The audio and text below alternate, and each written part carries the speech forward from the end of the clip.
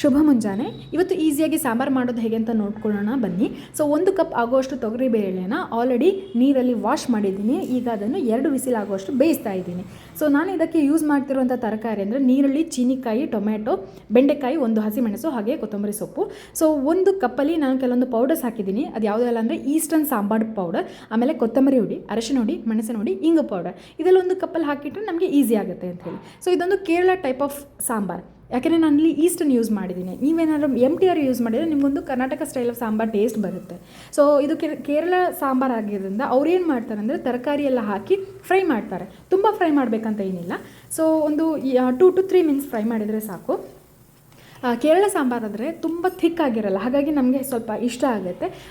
ಆಮೇಲೆ ಇಲ್ಲಿ ನಾನು ತೆಂಗಿನಕಾಯಿ ತುರಿನೂ ಯೂಸ್ ಮಾಡ್ತಾ ಇಲ್ಲ.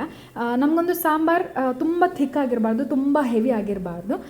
ಇಲ್ಲಿ ನಿಮ್ಮ ಇಷ್ಟ, ನಿಮ್ಗೆ ಯಾವ ವೆಜಿಟೇಬಲ್ಸ್ ಇಷ್ಟ ಅದನ್ನು ಆ್ಯಡ್ ಮಾಡ್ಕೊಳ್ಬೋದು. ನೋಡಿ, ನಾನಿಲ್ಲಿ ಕ್ಯಾರೆಟ್ ಆ್ಯಡ್ ಮಾಡ್ಕೊಳ್ತಾ ಇಲ್ಲ. ಯಾಕಂದರೆ ಚೀನಿಕಾಯಿ ಆಲ್ರೆಡಿ ಸ್ವಲ್ಪ ಥಿಕ್ ಆಗಿರೋದ್ರಿಂದ ಅದು ಸ್ವಲ್ಪ ಥಿಕ್ನೆಸ್ ಕೊಡುತ್ತೆ, ಸ್ವಲ್ಪ ಸ್ವೀಟ್ ಆಗಿರುತ್ತೆ. ನೀವು ಮತ್ತೆ ಕ್ಯಾರೆಟ್ ಆ್ಯಡ್ ಮಾಡಿದರೆ ಥಿಕ್ನೆಸ್ ಜಾಸ್ತಿ ಆಗುತ್ತೆ, ಅದೇ ಥರ ಸ್ವಲ್ಪ ಸ್ವೀಟ್ ಜಾಸ್ತಿ ಬರುತ್ತೆ. ಅದಕ್ಕೋಸ್ಕರ ನಾನು ಕ್ಯಾರೆಟ್ ಆ್ಯಡ್ ಮಾಡ್ತಾ ಇಲ್ಲ.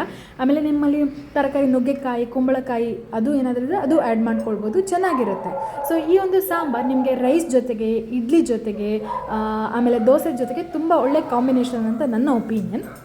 ಸೊ ಎಲ್ಲ ತರಕಾರಿ ಹಾಕ್ತಾಯಿದ್ದೀನಿ. ಆಮೇಲೆ ಇಲ್ಲಿ ಸ್ವಲ್ಪ ನಾನು ಆಲ್ರೆಡಿ ಒಂದು ಕಪ್ಪಲ್ಲಿ ಇಟ್ಕೊಂಡಿದ್ನಲ್ವ ಪೌಡರ್ಸ್, ಆ ಪೌಡರ್ಸನ್ನೆಲ್ಲ ಹಾಕಿ ಒಂದು 2 to 3 ಮಿನಿಟ್ಸ್ ಫ್ರೈ ಮಾಡ್ತಾಯಿದ್ದೀನಿ. ಸೊ ಇಲ್ಲಿ ನಾನು ಯೂಸ್ ಮಾಡ್ತಿರುವಂಥದ್ದು ನೀರುಳ್ಳಿ ಅಂದರೆ ನಾರ್ಮಲ್ ನಮಗೆ ಅಂಗಡಿಯಲ್ಲಿ ಸಿಗೋ ನೀರುಳ್ಳಿ, ಸ್ವಲ್ಪ ದೊಡ್ಡ ನೀರುಳ್ಳಿ. ಆದರೆ ಕೇರಳದಲ್ಲಿ ಅವರೆಲ್ಲರೂ ಸಾಂಬಾರ್ ಆನಿಯನ್ ಅಂತ ಯೂಸ್ ಮಾಡ್ತಾರೆ. ಅದು ತುಂಬ ಚೆನ್ನಾಗಿ ಟೇಸ್ಟ್ ಕೊಡುತ್ತೆ. ಇನ್ನೂ ಅಂದರೆ ಫ್ಲೇವರ್ ಒಳ್ಳೆದಿರುತ್ತೆ.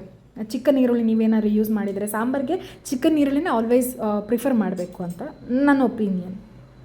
ಸೊ ಕೊತ್ತಂಬರಿ ಸೊಪ್ಪು ಸ್ವಲ್ಪ ಬಾಕಿ ಇತ್ತು, ಕಟ್ ಮಾಡಿದ್ದು ಅದನ್ನು ಹಾಕಿ ಈಗ ನೀರು ಹಾಕಿ ನಾನು ಬೇಯಿಸ್ತಾ ಇಟ್ಕೊಳ್ತೀನಿ. ಸೊ ತರಕಾರಿ ಎಲ್ಲ ಆಲ್ಮೋಸ್ಟ್ ಬೇಯ್ತಾ ಬಂದಿದೆ ನೋಡಿ. ಸೊ ಈಗ ಆಲ್ರೆಡಿ ಬೇಯಿಸಿಟ್ಕೊಂಡಿರುವಂತಹ ತೊಗರಿಬೇಳೆನ ಹಾಕಿ ಚೆನ್ನಾಗಿ ಮಿಕ್ಸ್ ಮಾಡ್ತಾ ಇದ್ದೀನಿ. ಸೊ ಸಾಂಬಾರು ಮಾಡ್ಬೇಕಾದ್ರೆ ಯಾವತ್ತೂ ನೋಡ್ಕೊಳ್ತಿರ್ಬೇಕು. ನಾನಿಲ್ಲಿ ಎಟ್ ಎ ಟೈಮ್ ತುಂಬ ನೀರು ಹಾಕಿ ಬೇಯಿಸ್ಕೊಳ್ತಾ ಇಲ್ಲ. ನಾನು ಅಲ್ಲೇ ಇರೋದ್ರಿಂದ ಆಗಾಗ ನೋಡ್ತಾ ಇದ್ದೆ ಬೇಯ್ತಾ ಇದೆಯಾ ಹೇಗೆ ಅಂಥೇಳಿ. ಇದು ಬೇಯೋಕ್ಕೆ ತುಂಬ ಟೈಮ್ ತಗೊಳ್ಳಲ್ಲ, ಯಾಕೆಂದರೆ ಇಲ್ಲಿ ನಾನು ಹೇಳಿದ ಹಾಗೆ ಕ್ಯಾರೆಟ್ ಯೂಸ್ ಮಾಡಲಿಲ್ಲ ಅಲ್ಲ. ಸೊ ಬೇಗ ಬೇಯುವಂಥ ತರಕಾರಿನೇ ನಾನು ಯೂಸ್ ಮಾಡ್ಕೊಳ್ತೀನಿ. ಸೊ ಲಾಸ್ಟಿಗೆ ಒಗ್ಗರಣೆ ಹಾಕ್ಕೊಳ್ಬೇಕು. ಸೊ ಒಗ್ಗರಣೆ ಇಲ್ಲದೆ ಯಾವುದೇ ಒಂದು ರೆಸಿಪಿ ನನಗೆ ಅಥವಾ ನಮ್ಮ ಫ್ಯಾಮಿಲಿಗೆ ನಮಗೆ ಅಷ್ಟು ಇಷ್ಟ ಆಗಲ್ಲ. ಸೊ ಒಗ್ಗರಣೆಗೆ ನಾನು ಅಷ್ಟೇ ತೆಂಗಿನ ಎಣ್ಣೆನೇ ಯೂಸ್ ಮಾಡ್ತಾಯಿದ್ದೀನಿ. Thanks for watching. ನೀವು ಟ್ರೈ ಮಾಡಿ ಆಮೇಲೆ ಫೀಡ್ಬ್ಯಾಕ್ ಹೇಳಿ.